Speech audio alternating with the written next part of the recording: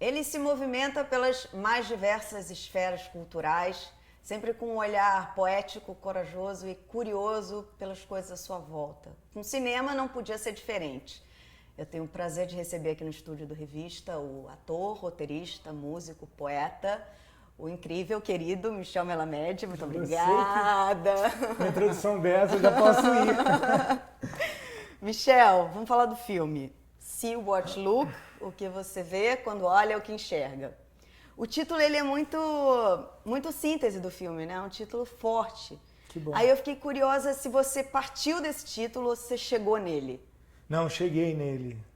Cheguei, mas exatamente, acho que dessa maneira que você descreveu, me surpreendendo também que ele era a síntese do que eu estava vivendo. Isso é, em algum momento da história, eu achei que, para quem não sabe, enfim, ele parte de uma performance que aconteceu em Nova York. Mas em algum momento eu olhei, quando eu estava tentando levantar o espetáculo e tudo mais, e falei, caramba, isso aqui não existe. Se eu hoje parar e resolver dormir o dia inteiro, nada aconteceu, não existiu. Aí eu falei, o que faz com que isso exista ou venha a existir é realmente eu agora parar, uma vez mais, olhar para essa coisa toda e falar, existe, vai acontecer. Então, e como eu estou olhando para isso que está acontecendo. Exato. Então, o papel do seu olhar sobre o mundo, rompendo essa fronteira entre realidade e desejo, realidade e sonho e realidade e ficção. E aí, só para as pessoas entenderem também, esse projeto nasceu dentro de um prêmio que você ganhou da Funarte para montar um espetáculo.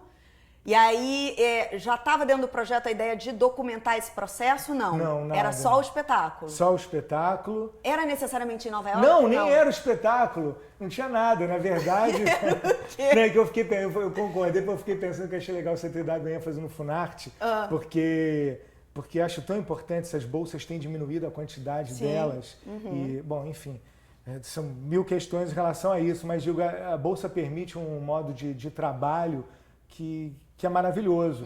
E cada vez mais os editais estão dirigidos, né? Exatamente, o edital você que é uma coisa que... Você tem que fazer uma peça assim, assado, com esse tema e para esse público. Não, nem se fala, digo, do edital em si, exatamente. Você tem que adequar uma ideia a um formato pré-estabelecido que também, acho que é o contrário. O edital deve ser livre e você se inscrever do jeito que você achasse que vai contar essa história. Mas, além disso, eu digo, você ganha um edital, que é uma coisa maravilhosa, mas você tem um tempo X porque...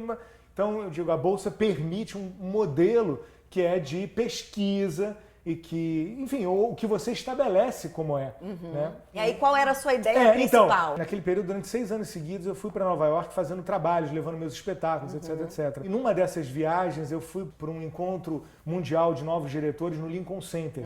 E desse encontro foi fundado um grupo em que a maioria dos integrantes morava em Nova York. Então, ano após ano, eles iam fazendo coisa, e como eu não morava na cidade, eu só ia por alguns breves períodos, eu não tomava parte nas atividades.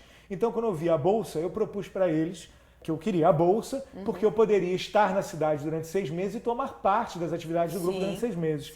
3 semanas antes de ir, eu falei, puxa, eu tô indo, vou passar 6 meses em Nova York com meus amigos e companheiros de trabalho, pesquisando, etc.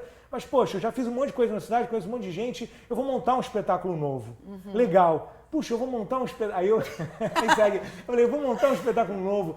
Eu podia filmar esse negócio e fazer uma série de TV, uma coisa. Aí eu procurei o Canal Brasil e eles toparam. Então eu fui para lá com a ideia de que eu tentaria montar uma peça, eu iria montar, e aí filmaria, mas era uma coisa bem aberta, tão aberto que poderia virar... Eu lembro que eu brincava com eles lá no Canal Brasil, falando assim, olha, na pior das hipóteses eu vou virar Gogo Boy na Tailândia e vou trazer a trajetória de um Gogo Boy brasileiro. Assim, qualquer coisa seria, enfim, contar essa história. Então, a princípio, também uma parceria sua com o Canal Brasil para documentar esse processo. Exato. E você não sabia aonde que você ia chegar com isso? Ou sabia mais ou menos? Aí entra essa coisa do título de novo, porque óbvio que tudo é uma criação, né? Então tudo também é uma ficção. Então chegando lá, eu comecei a imaginar, haviam várias maneiras de se resolver essa história. Eu pensei em fazer um retrato da cena nova-iorquina, com pessoas que eu conhecia, pessoas que eu não conhecia, admiro. Pensei em fazer um programa de entrevistas com artistas contemporâneos, tem muitos radicados nos Estados Unidos. Eu pensei em fazer um documentário que era brincando com todo, exatamente, virando Gogo Boy na Tailândia, Sei. e aí não deu certo e vou passear com cachorros no Central Park. E dentre todas essas opções, tinha de fato montar uma peça. E aí eu comecei a procurar os amigos de lá e filmar esses encontros. E aí Um parênteses, sem querer te interromper, já te interrompendo. Por favor. Você toma uma posição de não acreditar as pessoas com as quais você conversa. Foi. Tem muita gente Só incrível, tem gente muito... né?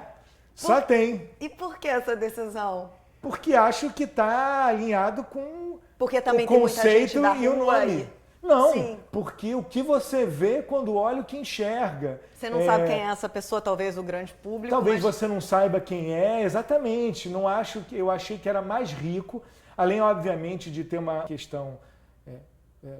Tem um monte de questões, tudo. Mas a primeira é essa, de que querendo o tempo todo provocar, olhar, né? seduzir, exatamente. Quem será essa pessoa que está falando com tanta autoridade? Ela é uma autoridade mesmo? E esse que está falando com toda a humildade, será que ele é o grande Dalai Lama que incorporará? Então tem isso. De outro lado, um documentário que ele vai acelerando a linguagem dele de edição. Então chega um ponto também que mesmo acreditar começa a virar, não daria nem tempo de acreditar as pessoas, como de dar leitura. Mas esse é o motivo secundário. O primeiro era esse mesmo. Sei. Falar, não é a brincadeira, não é essa. Como é que você olha? Pensa sobre como você olha. Então, como é que você olha para essas pessoas que eventualmente você conhece umas e não outras? E quem são? E como é que você valoriza elas sem saber quem são? Sei. E aí você foi construindo assim, conversando com essas pessoas, com essa ideia de montar essa peça, trazendo as pessoas para perto, e aí você chegou no lugar que você apresentou a performance. Você chama de performance, você chama de peça? Os dois. Os dois, né? Performance. Foi também uma surpresa entender que era ali no Highline ou não? Acho que eu já estava o tempo todo pensando nessa questão do olhar, e aí são esses momentos... O lugar apareceu também... maravilhosos, que é o que no final... Tudo é a grande macumba universal, não é isso? Fazendo uma analogia, né? Os melhores momentos nos trabalhos, depois de ordenhar toda uma coisa intelectual, racionalmente, tentando conceituar, etc., chega um ponto que as coisas ficam tão velozes que você tem que trabalhar intuitivamente. Intuição é um pensamento tão veloz que você não consegue nem refazer o caminho, né? Então é razão também. Porque aí obviamente que meu olhar, mesmo que não conscientemente, vai estar atento para isso. Então eu estou pensando sobre o papel de quem olha na construção da realidade. E pensando em que obra é essa que vai contar isso. E aí meu olho foi encontrar esse lugar, né? Porque eu também poderia ter passado por ali e ali era um parque. Ali né? Uma coisa legal é que nunca tinha sido montada uma peça ali. Está aberto para perceber que ali era um palco, já. Sim. E que a primeira coisa que eu ofertava era isso, para quem senta ali e ficar olhando a cidade. E aí daí a pensar se eu inserir cenas ali, como é que isso vai funcionar para quem está olhando. Tá olhando. Sua pergunta é se foi a surpresa. Em suma, isso foi em algum termo, e no filme isso é sublinhado, porque brincar de contar uma história, mas do outro lado agora contando eu vejo que tinha que aparecer esse lugar. Não apareceria um palco italiano, não podia ser. E você tinha já o desejo de dirigir, ou em algum momento você se pensou como diretor de cinema? Fazer cinema, ser um diretor de cinema, era um desejo seu, ou ainda é mais ainda, para além desse filme? Todo mundo, né? Todo mundo quer dirigir cinema. Não sei quando é que... Engraçado, eu tenho uma dificuldade, eu sei que existe uma questão técnica, que é real, existem especificidades das linguagens, e existe uma necessidade que a gente tem também de entender as pessoas no mundo. Mas, de fato, além da vida ser um filme, não é dessa maneira que eu penso os trabalhos. Agora estou dirigindo, agora estou atuando, estou envolvido. Engraçado. E não recusando as especificidades técnicas. Sim. Não, eu acho que é maravilhoso você pensar dessa forma, eu acho que é a maneira mais legal de ver as coisas, mas é porque tem gente que chega uma hora e decide, não, eu quero virar diretor, eu quero dirigir, ou eu tenho um sonho de fazer um filme. Eu tenho esse sonho de virar tudo. Entendi, maravilhoso. Eu quero virar tudo ainda. Bom. E é isso, então o estado, talvez a profissão seja essa, de virador. Muito bom. Quero virar alguma coisa. Enquanto não viro, eu vou fazendo várias coisas. Já virou. Não, mas vira e desvira, né? Mas eu falo isso bem engraçado, que às vezes eu converso com contemporâneos meus e, sei lá, amigos diretores de teatro, e fiz uma quantidade de peças. E aí eu fiz uma peça, fiz outra, eu lancei um livro, aí eu fiz uma série de televisão, aí eu trabalhei como ator. E para mim, via de regra, a maioria desses trabalhos estão em diálogo e estão fazendo uma curva dramática que, por fim, monta um filme na minha própria vida. Sim. Então, não tem essa decisão. Quero ser isso. Sei. Quero expressar alguma coisa. E esse formato está mais adequado. Por alguma razão, por um desejo, porque estou querendo usar aquilo, ou porque a linguagem me parece que está pedindo, ou por não sei. Cada trabalho vai ter uma circunstância. Nesse caso, tudo estava em primeiro plano. Eu sabia que viraria um filme em algum lugar. Então já produzi algum material com esse pensamento. Ao mesmo tempo que eu sabia que viraria série. Então produzi também algum material já intuindo e pensando. Tudo é nesse lugar, né? Você vai gerando reflexão e você vai trabalhando intuitivamente. Você tinha me comentado que você viu um episódio da série, né? Então a série, as entrevistas são, digamos, o prato de resistência, o que está no primeiro plano. Elas estão dilatadas no tempo, você tem entrevistas com as pessoas. No filme, essa trajetória desse herói, esse personagem brasileiro que vai montar a peça. E a peça é uma peça mesmo, que lá não tem nada disso. Toda essa parte de quem é esse personagem, quem é esse diretor que está montando essa... Não tem. Aconteceu um espetáculo que a gente ensaiou durante um mês e meio, que ficou em cartaz durante semanas. E aí depois, quando você voltou para o Brasil, você montou o Adeus à Carne. O Adeus à Carne, ele é um desdobramento desse trabalho? Ele conversa com esse trabalho? Sempre conversa, mas... Tudo.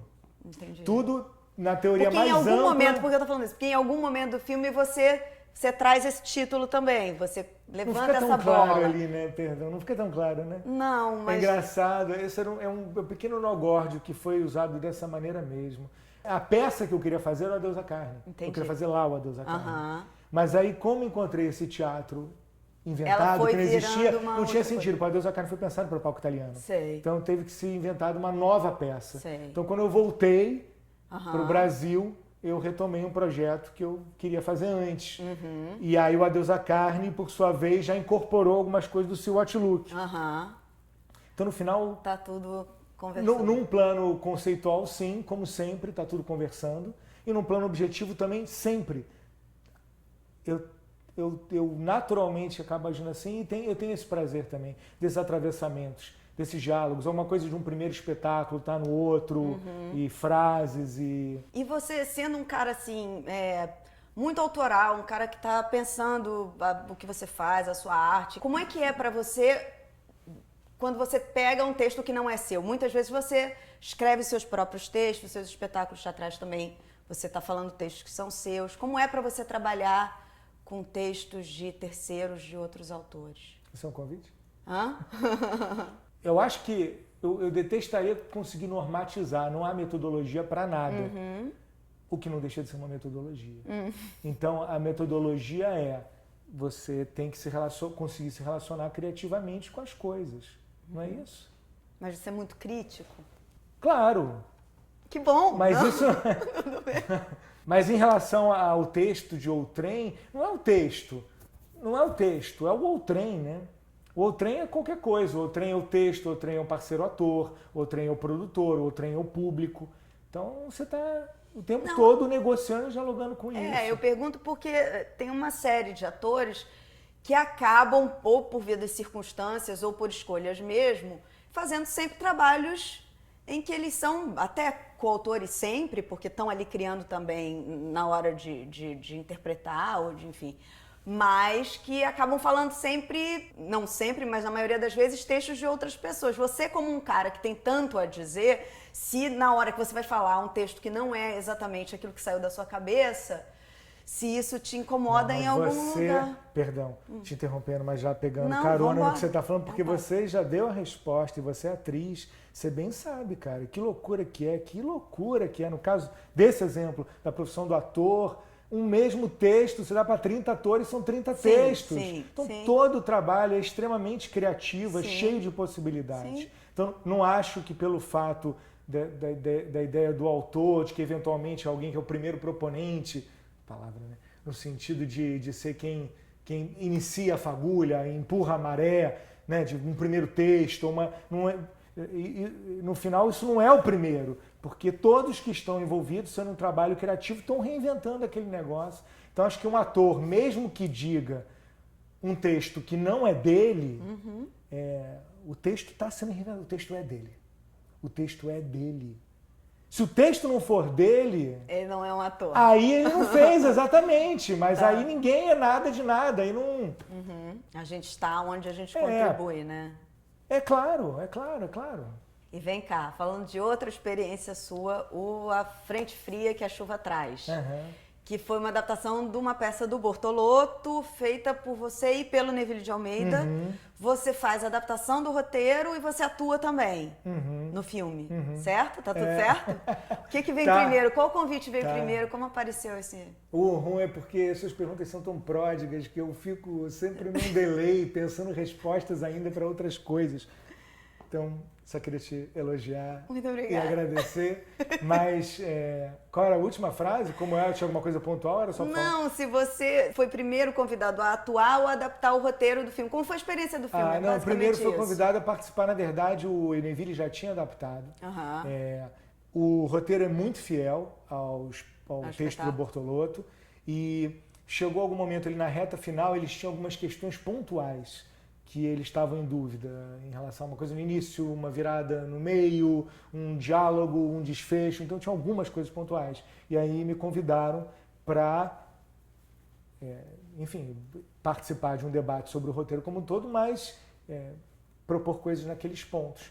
Então isso eu fiz e depois de feito isso, o Neville me convidou para fazer. Então foi posterior, fazer o personagem. Gostou? De fazer? Eu gostei. Mas Você tinha assistido a peça? Não tinha assistido. Não tinha assistido. Eu gostei, mas eu agora estou justamente refletindo sobre isso, que é um pouco o que a gente estava conversando antes, que ano passado calhou de ser um ano que eu tive várias experiências com o cinema nos mais variados tamanhos, participei de uns 6, 7 filmes no final, mesmo que participações ou o que fosse. E aí eu tenho pensado agora sobre isso. Tem um lugar que você se sente mais confortável? Tem, morrendo. Eu só me sinto confortável morrendo. Eu já achava isso, aí eu tentei achar outra coisa e eu descobri que eu acho isso de novo. Entendi. Então era um pouco isso que eu estava falando, que é a minha conclusão agora, é que independentemente do tamanho do personagem... É lógico que tem os trabalhos que a gente faz por dinheiro, mas não no caso do cinema. E mesmo os que você faz com dinheiro, você não precisa fazer só por dinheiro.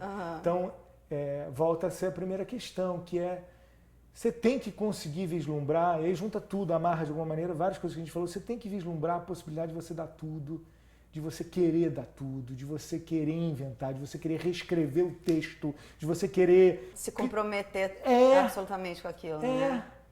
Você tem que.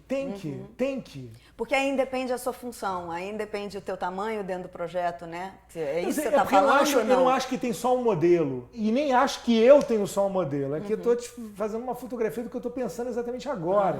Mas digo, porque eu vejo, por exemplo, eu lembrei agora uma cena maravilhosa. Fui ver uma vez o Pedro Cardoso no teatro. Aí eu cheguei, o espetáculo começava às 9. 1:50 eu encontrei ele na portaria. Oi, tudo bom? Tudo bom? Eu entrei. O tempo de eu sentar na cadeira foi o tempo dele entrar no palco.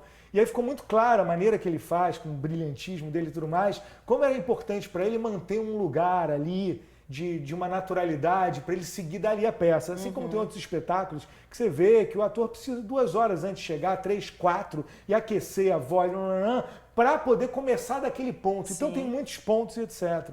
Então, para mim, o ponto hoje tem sido morrer. Eu acho que eu tenho que estar num nível de engajamento que não pode ser... não está podendo, nesse momento, ser uma coisa fortuita. Sei. Eu não posso ir ali e fazer um negócio. Sei. Entendeu? Eu tenho que ir ali... Eu tenho que estar, entendeu? Roubado de ali. Entendi. Eu vou encarar. Entendi. É isso, faz sentido, faz né? todo Faz, sentido. Não é uma coisa assim, também não parece autolaudatória, não é se vangloriando, falando uma coisa heróica. Não é isso. Eu acho que todo mundo deveria ter uma postura um pouco mais comprometida mesmo, porque a gente acaba que fica muito suscetível, porque é difícil fazer, porque às vezes os convites são escassos e E aí, muitas vezes a gente se vê envolvido em coisas que a gente, de repente, nem assina tanto embaixo, sabe?